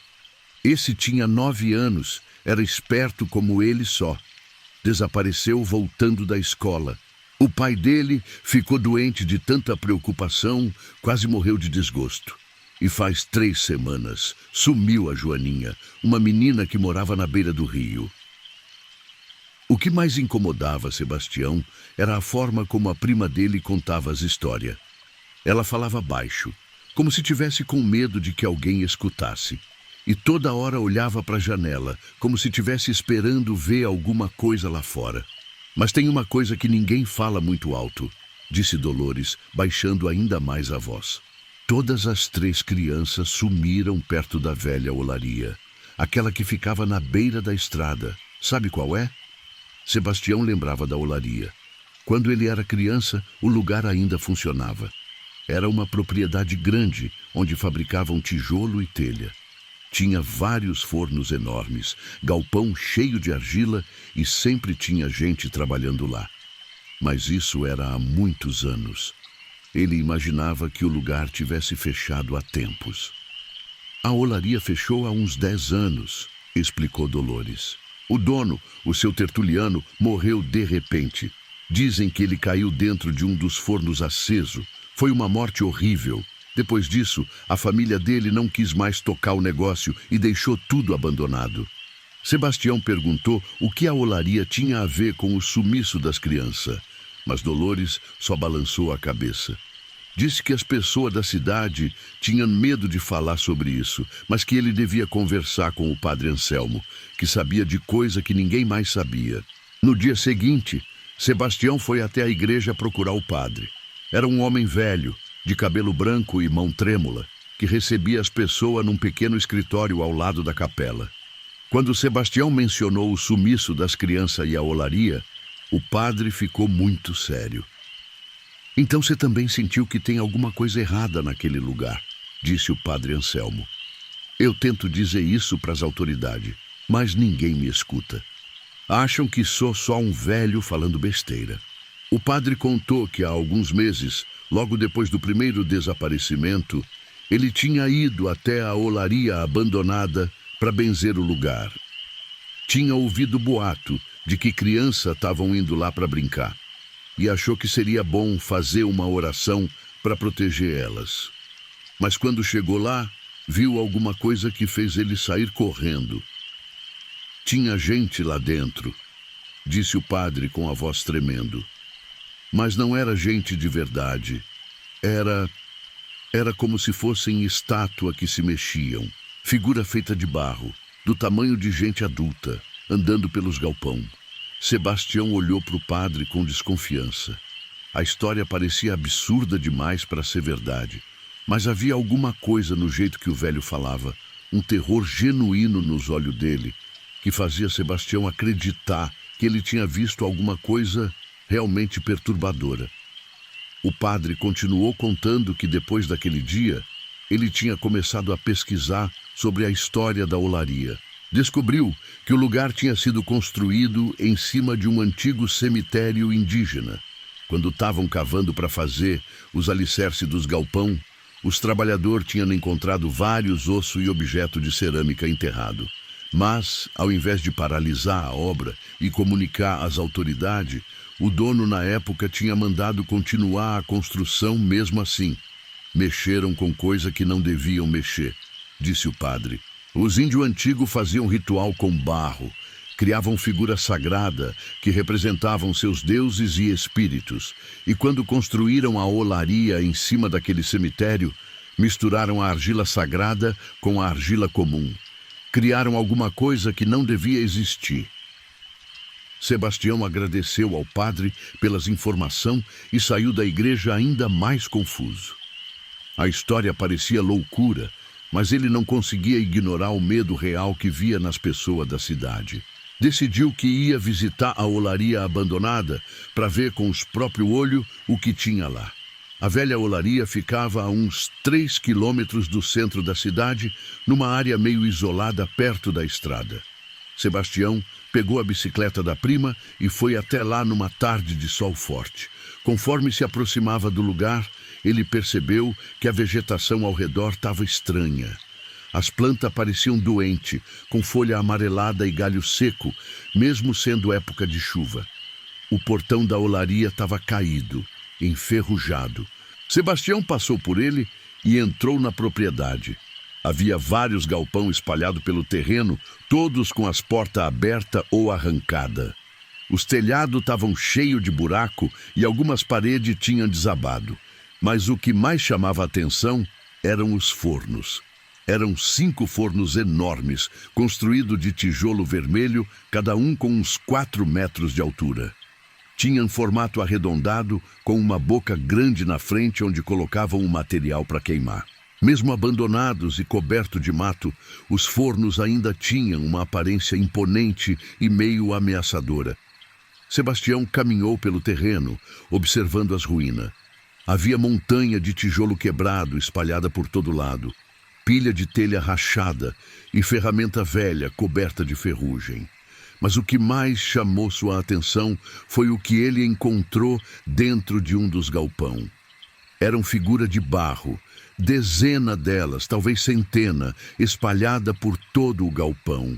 Tinham formato humano, mas não eram feitas com cuidado artístico. Eram toscas, mal acabadas, como se alguém tivesse moldado elas às pressas. Algumas eram do tamanho de criança, outras eram maiores, do tamanho de adulto. O mais perturbador era a expressão das figuras. Todas tinham o rosto deformado, como se estivessem gritando ou chorando. Os olhos eram só buraco fundo no barro, mas mesmo assim pareciam estar olhando para ele. Sebastião sentiu um arrepio na espinha e deu alguns passos para trás. Foi quando ele ouviu um barulho. Era como se alguma coisa tivesse se mexendo no fundo do galpão onde a luz do sol não alcançava. Sebastião ficou parado, escutando. O barulho continuou. Era um arrastar lento, como se alguma coisa pesada tivesse sendo empurrada pelo chão de cimento. "Tem alguém aí?" chamou Sebastião, mas sua voz saiu mais fraca do que ele pretendia. Não houve resposta, mas o barulho de arrasto continuou. Estava ficando mais próximo. Sebastião quis sair correndo dali, mas a curiosidade o fez ficar mais alguns segundos. Foi quando ele viu a primeira figura se mexer. Era uma das figuras de barro, uma do tamanho de adulto, que estava no canto do galpão. Ela mudou de posição levemente, como se estivesse virando a cabeça na direção dele. Sebastião piscou várias vezes, achando que estava vendo coisa. Mas a figura se mexeu de novo, dessa vez movendo o braço. Sebastião saiu correndo do galpão. Não olhou para trás, não tentou entender o que tinha visto. Só correu o mais rápido que conseguia até chegar na bicicleta e sair dali. Seu coração batia tão forte que parecia que ia sair pela boca. Ele pedalou de volta para a cidade sem parar, suando frio e tremendo. Quando chegou na casa da prima, estava quase sem conseguir respirar. Dolores ficou preocupada e fez ele sentar e tomar água. Quando Sebastião conseguiu se acalmar um pouco, contou o que tinha visto na olaria. A prima ficou pálida. "Eu te avisei para não ir lá", disse ela. "Todo mundo que vai naquele lugar volta assustado, e tem gente que não volta." Dolores contou que há uns 2 meses, um grupo de adolescentes tinha ido na olaria de noite, querendo provar que eram corajosos. Eram 5 jovens, todos conhecidos na cidade. 4 deles voltaram correndo depois de meia hora, apavorado, dizendo que tinham visto coisa horrível lá dentro. Mas um deles, um rapaz chamado Juninho, não voltou. A polícia fez uma busca no dia seguinte e encontrou o rapaz dentro de um dos fornos. Ele estava vivo, mas completamente em choque. Não falava nem reagia a nada. Levaram ele para o hospital na cidade grande. Mas até hoje ele continua naquele estado, como se a mente dele tivesse se desligado. "E tem outra coisa", continuou Dolores. As 3 crianças que sumiram, todas elas tinham ido brincar na olaria antes de desaparecer. A mãe da Mariazinha contou que na semana antes do sumiço, a menina ficava falando de uns amigo novo que tinha conhecido. Dizia que era um bonequinho de barro que brincavam com ela. Sebastião sentiu um frio na barriga. A história estava ficando mais clara e mais aterrorizante. Havia alguma coisa na olaria que atraía a criança, e quando elas iam lá, desapareciam. E aquelas figuras de barro que ele tinha visto não eram só decoração ou lixo deixado pelos antigos trabalhadores. Eram alguma coisa viva, ou pelo menos animada por alguma força que ele não compreendia. Naquela noite, Sebastião não conseguiu dormir. Ficou pensando nas crianças desaparecidas, nas figuras de barro se mexendo, e no rapaz que tinha ficado em choque depois de passar uma noite na olaria. Ele sabia que precisava fazer alguma coisa, mas não sabia o quê. Como lutar contra alguma coisa que ele nem entendia o que era? No dia seguinte, pela manhã, Sebastião voltou para conversar com o padre Anselmo. Contou detalhadamente o que tinha visto na olaria, as figuras de barro, o movimento estranho, tudo. O padre escutou em silêncio, balançando a cabeça como se aquilo confirmasse suas piores suspeitas. Eu sabia que aquelas coisas estavam ganhando vida, disse o padre. Tem alguma coisa naquela argila, algum poder antigo que foi acordado, e agora está usando as crianças para alguma coisa. Eu não sei exatamente o que, mas nada bom. O padre tinha uma teoria. Ele acreditava que quando construíram a olaria em cima do cemitério indígena, tinham profanado não só os túmulos, mas também as figuras sagradas de cerâmica que estavam enterradas junto com os mortos. Essas figuras tinham sido criadas em ritual espiritual e tinham algum tipo de energia ou espírito preso dentro delas. Quando misturaram aquela argila sagrada com a argila da olaria, explicou o padre, eles contaminaram todo o material. E toda figura feita com aquela argila ficou possuída, de certo modo. Todas as estátuas, todos os tijolos, tudo que foi moldado naquele lugar, carrega um pedaço daquele espírito antigo. Sebastião perguntou por que as figuras estavam roubando criança especificamente. O padre disse que não tinha certeza, mas que na cultura dos índios que habitavam aquela região, as crianças eram consideradas ponte entre o mundo dos vivos e o mundo dos espíritos. Elas ainda não tinham a mente completamente formada, então eram mais fácil de ser influenciada ou transformada. Eu acho que as figuras estão tentando criar corpo novo para elas mesmas, disse o padre com a voz trêmula.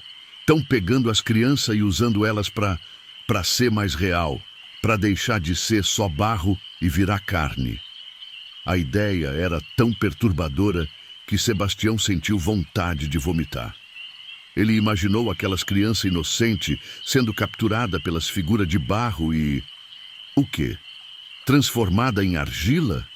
Absorvida pelas estátuas? Ele não queria pensar muito sobre isso. A gente precisa fazer alguma coisa, disse Sebastião. Não pode deixar mais nenhuma criança desaparecer. O padre concordou, mas disse que não sabia o que podia ser feito. Ele já tinha tentado benzer o lugar, mas a presença lá era forte demais. Ia precisar de alguma coisa mais drástica, talvez envolver a igreja numa escala maior, trazer exorcista ou especialista em fenômeno sobrenatural. Mas Sebastião não queria esperar.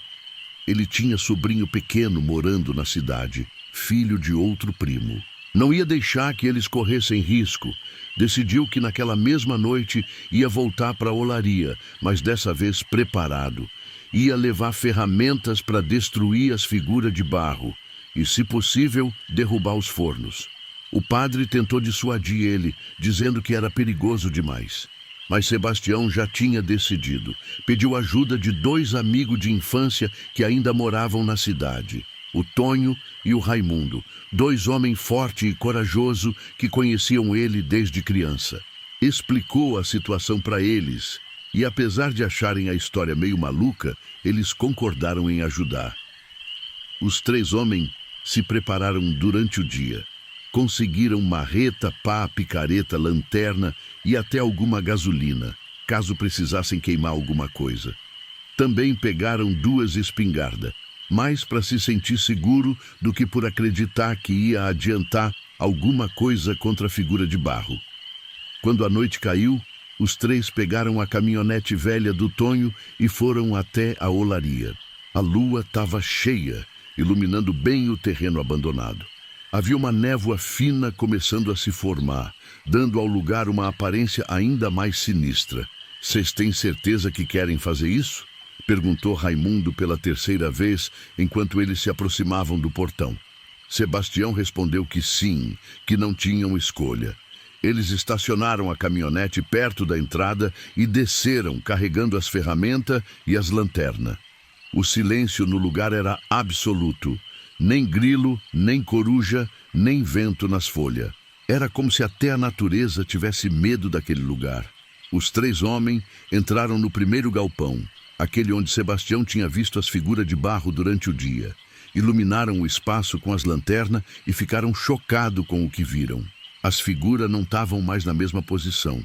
Tinham se movido. Algumas que antes estavam encostadas na parede agora estavam mais perto da porta.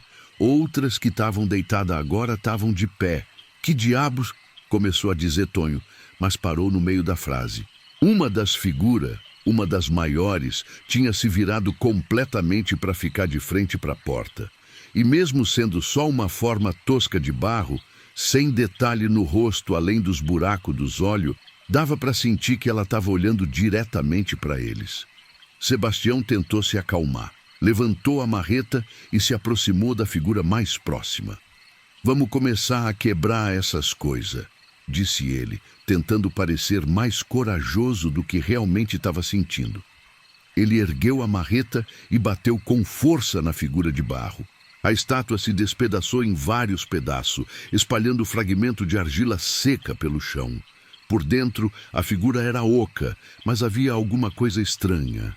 O interior não era simplesmente vazio. Tinha alguma substância escura, como uma resina ou algo orgânico, que grudava nas paredes internas da figura. Tonho e Raimundo começaram a quebrar outras figuras também. O barulho das marretadas ecoava pelo galpão vazio. Conforme eles destruíam as estátuas, um cheiro estranho começou a se espalhar pelo ar. Era um cheiro de terra molhada, misturado com alguma coisa podre, como carne em decomposição. Eles já tinham destruído umas 20 figuras quando perceberam que alguma coisa estava errada. As figuras que ainda estavam intactas tinham começado a se mexer. Não era movimento sutil como Sebastião tinha visto durante o dia. Agora, elas se mexiam de forma deliberada, virando para ficar de frente para os 3 homens, dando passo lento na direção deles. "Vamos sair daqui agora!" gritou Raimundo, largando a marreta e correndo para a porta. Mas quando eles chegaram na saída do galpão, descobriram que estavam cercados. Havia figura de barro do lado de fora também, formando um semicírculo ao redor da porta. Eram dezenas delas, talvez 50 ou mais, todas paradas em silêncio, todas olhando para eles com aqueles buracos vazios onde deviam estar os olhos. Os 3 homens ficaram parados ali, sem saber o que fazer. As figuras não atacavam, só ficavam ali, observando. Mas a presença delas era aterrorizante. Havia alguma coisa profundamente errada naquelas formas humanoides de barro, alguma coisa que fazia todo o instinto de sobrevivência dos homens gritar para eles saírem dali. Foi quando eles ouviram um som diferente. Vinha de um dos fornos, o maior, que ficava no centro do terreno. Era um som como de cerâmica batendo contra cerâmica, mas em grande quantidade, como se centenas de figuras tivessem se mexendo ao mesmo tempo dentro do forno. "Tem alguma coisa naquele forno", sussurrou Sebastião. As figuras de barro que cercavam eles começaram a se mover, mas não na direção dos homens. Elas começaram a andar em direção ao forno grande, formando uma fila. O movimento era sincronizado, como se todas fossem controladas por uma única mente. Conforme andavam, seus pés de barro faziam um som arrastado contra o chão de terra batida. Os 3 homens aproveitaram que as figuras tinham saído do caminho e correram de volta para a caminhonete. Mas quando chegaram lá, viram que os pneus tinham sido cortados. Alguém ou alguma coisa tinha furado todos os 4 pneus, deixando a caminhonete inútil. "Vamos sair daqui a pé mesmo", disse Tonho, já começando a correr em direção ao portão. Mas Sebastião parou. Ele tinha ouvido outro som vindo de dentro do forno grande. Era um som que fez seu sangue gelar. Era a voz de criança, vozes baixas, chorando, chamando por ajuda. "As crianças estão lá dentro", disse Sebastião. "A gente não pode ir embora sem procurar elas." Raimundo e Tonho olharam um para o outro. Eles sabiam que Sebastião estava certo. Mas a ideia de se aproximar daquele forno era aterrorizante. Mesmo assim, concordaram. Se havia chance, mesmo que pequena, de salvar as crianças desaparecidas, eles tinham que tentar. Os 3 homens se aproximaram do forno grande com muito cuidado. As figuras de barro tinham formado um círculo ao redor do forno e agora ficavam imóveis novamente. Sebastião e os outros precisaram passar entre elas para chegar perto da boca do forno. A abertura do forno era grande o suficiente para uma pessoa entrar. Lá dentro estava completamente escuro. Sebastião iluminou com a lanterna e viu alguma coisa que fez ele quase gritar de desespero. Lá dentro do forno havia 3 figuras pequenas, do tamanho de criança. Elas estavam sentadas no fundo, imóvel. Mas não eram figuras de barro como as outras. Eram as crianças desaparecidas. Sebastião reconheceu a roupinha da Mariazinha que a mãe dela tinha descrito nos cartazes de desaparecimento. E podia ver o tênis do Pedrinho e o vestido da Joaninha. Mas havia alguma coisa terrivelmente errada com elas. A pele delas tinha uma cor acinzentada, como argila, e quando a luz da lanterna bateu nelas, não se mexeram, não reagiram. Ficaram ali sentada, imóvel como estátua. "Meu Deus, o que fizeram com essas crianças?", sussurrou Raimundo. Sebastião entrou no forno, rasteando pelo espaço apertado. Conforme se aproximava das figuras pequenas, ele percebeu a horrível verdade. As crianças estavam sendo transformadas. A pele delas estava endurecendo, virando barro. Partes do corpo já tinham se transformado completamente. Os pés, as mãos, estavam com textura e cor de argila seca. Mas o pior era que elas ainda estavam vivas. Sebastião viu o peito de uma delas se mexer levemente, respirando. E quando ele tocou na Mariazinha, a menina abriu os olhos. Era um olho assustado, cheio de terror, mas ela não conseguia se mexer. Era como se o corpo dela tivesse ficando rígido, virando estátua, enquanto a mente dela ainda estava presa lá dentro. "A gente precisa tirar elas daqui agora", gritou Sebastião para os outros 2. Mas quando ele tentou pegar a Mariazinha para carregar ela para fora, descobriu que não conseguia. A menina estava grudada no chão do forno, como se tivesse se fundido com a estrutura de tijolo. Ele puxou com mais força e ouviu um estalo. Pedaço da pele da menina se desprendeu, mas o que ficou embaixo não era carne, era barro úmido. Foi quando todas as figuras ao redor do forno começaram a se mexer de novo. Mas dessa vez não era movimento lento. Elas começaram a correr, convergindo para o forno, tentando impedir que os homens pegassem as crianças. Tonho e Raimundo usaram as marretas para quebrar as figuras que se aproximavam, despedaçando dezenas delas. Mas para cada uma que destruíam, parecia que mais 2 surgiam dos galpão ao redor. Era como se toda a olaria tivesse ganhado vida. Sebastião não desistiu. Ele puxou a Mariazinha com toda a força que tinha, não se importando se ia machucar ela. Precisava tirar ela dali, não importava o quê. Com um último puxão forte, ele conseguiu arrancar a menina do chão do forno. Carregou ela nos braços e saiu do forno. A menina pesava muito mais do que deveria. Era como se partes do corpo dela realmente tivessem virado pedra ou barro sólido. Mas ela ainda estava respirando, ainda tinha alguma vida nela. Ainda havia chance de salvar ela. "Pega as outras", gritou Sebastião para os amigos. Tonho entrou no forno e conseguiu arrancar o Pedrinho, que estava num estado ainda pior que a Mariazinha.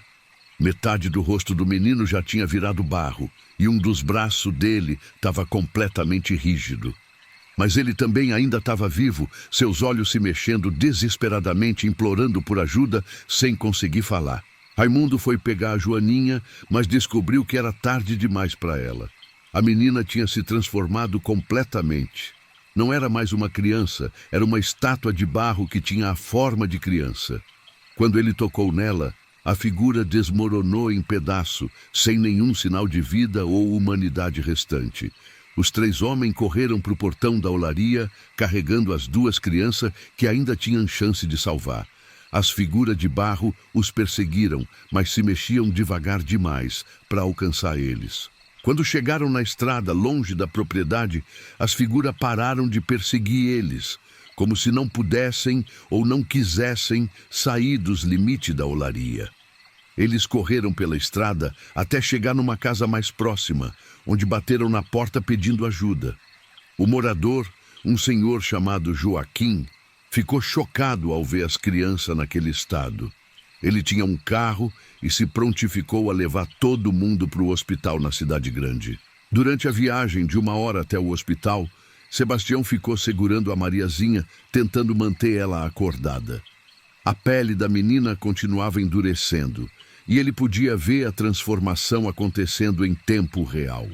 Era como se alguma coisa dentro dela tivesse transformando seu corpo de dentro para fora.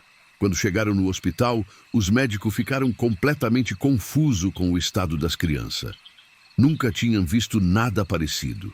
A pele delas tinha consistência de argila úmida em algumas partes e argila seca em outras. Fizeram vários exames, tiraram raio-x, mas não conseguiam explicar o que estava acontecendo. Um dos médicos sugeriu que talvez fosse algum tipo de doença de pele rara ou contaminação por produto químico. Mandaram amostra da argila, que cobria as crianças para laboratórios especializados em várias cidades. Mas quando os resultados voltaram, só deixaram todo mundo mais confuso. A substância era realmente argila comum, do tipo usado em olaria. Mas como isso tinha se fundido com o tecido humano das crianças, era um mistério que nenhum cientista conseguia explicar. Sebastião ficou no hospital por 3 dias, acompanhando o estado das crianças. A Mariazinha conseguiu melhorar um pouco. A transformação parou de avançar e ela conseguiu voltar a se mexer e a falar, apesar de ainda ter grande parte do corpo coberta com aquela camada de argila endurecida. Os médicos conseguiram remover algumas partes com cirurgia delicada, mas outras áreas tinham se fundido tão completamente com a carne que remover seria perigoso demais. O Pedrinho não teve a mesma sorte. A transformação tinha avançado demais. Ele morreu no 2º dia no hospital, seu corpo gradualmente endurecendo até ficar completamente rígido como uma estátua. No final, quando ele parou de respirar, seu corpo tinha virado completamente argila. Os médicos não sabiam nem como registrar aquilo oficialmente. Era como se ele tivesse se transformado em outra substância. Quando a Mariazinha finalmente conseguiu falar sobre o que tinha acontecido com ela, a história que ela contou era aterrorizante. Ela disse que tinha ido brincar na olaria, como já tinha feito várias vezes. Gostava de lá porque tinha boneco que brincavam com ela. As figuras de barro se mexiam e faziam jogos e brincadeiras. Mas num dia, os bonecos tinham levado ela e as outras crianças para dentro do forno grande. Disseram que iam ensinar uma brincadeira nova. Fizeram as crianças sentar lá dentro e começaram a passar uma massa úmida no corpo delas. A menina pensou que era só uma brincadeira, mas depois de um tempo não conseguia mais se mexer. Eles queriam que a gente virasse boneco também, disse a Mariazinha chorando. Diziam que assim a gente podia ficar brincando para sempre, que nunca ia ficar velho nem ficar doente, mas doía muito. E eu não queria virar boneco, eu queria voltar para casa. A história correu pela cidade e finalmente as autoridades resolveram agir. Mandaram uma equipe para demolir completamente a olaria, mas quando chegaram lá, descobriram que o lugar tinha sido incendiado. Alguém tinha tacado fogo em todos os galpões durante a noite. Os fornos tinham rachado com o calor e desabado, e todas as figuras de barro tinham sido destruídas. Nunca descobriram quem tinha feito aquilo. Sebastião suspeitava que tinha sido o padre Anselmo, decidido a acabar com aquela maldição de uma vez por todas. Mas o padre nunca confirmou nem negou. Só dizia que Deus tinha seus próprios modos de corrigir as coisas. Mesmo com a olaria destruída, a Mariazinha nunca ficou completamente normal de novo. Ela cresceu com aquelas marcas de argila em parte do corpo, a área onde a pele tinha endurecido, e nunca mais voltou ao normal. Os médicos não conseguiram remover tudo sem arriscar a vida dela. Ela aprendeu a viver assim, sempre usando roupa comprida para esconder as marcas. Sebastião ficou na cidade por mais alguns meses, ajudando as famílias das crianças a se recuperar do trauma. Mas, eventualmente, ele voltou para a capital, tentando deixar para trás aquelas memórias horríveis. Nunca mais quis trabalhar com argila, cerâmica ou qualquer coisa relacionada. Até o cheiro de terra molhada fazia ele se lembrar daquela noite horrível na olaria. Anos depois, quando ele contava essa história para alguém, sempre terminava com o mesmo aviso: nunca deixe a criança brincar em lugar abandonado, principalmente lugar onde se trabalhava com fogo e barro, porque às vezes, coisas que parecem morta e inerte podem estar mais viva do que a gente imagina. E quando a gente mexe com força antiga sem entender elas, o resultado pode ser mais terrível do que qualquer pesadelo. A cidade nunca mais foi a mesma depois daqueles acontecimentos. As pessoas evitavam passar perto do terreno onde ficava a velha olaria, mesmo depois dele ter sido limpo e as ruínas removidas. E nas noites de lua cheia, alguns moradores juravam que ainda conseguiam ouvir barulho vindo daquela área, como se tivesse alguma coisa de barro sendo arrastada pelo chão, procurando por mais criança para transformar em estátua viva.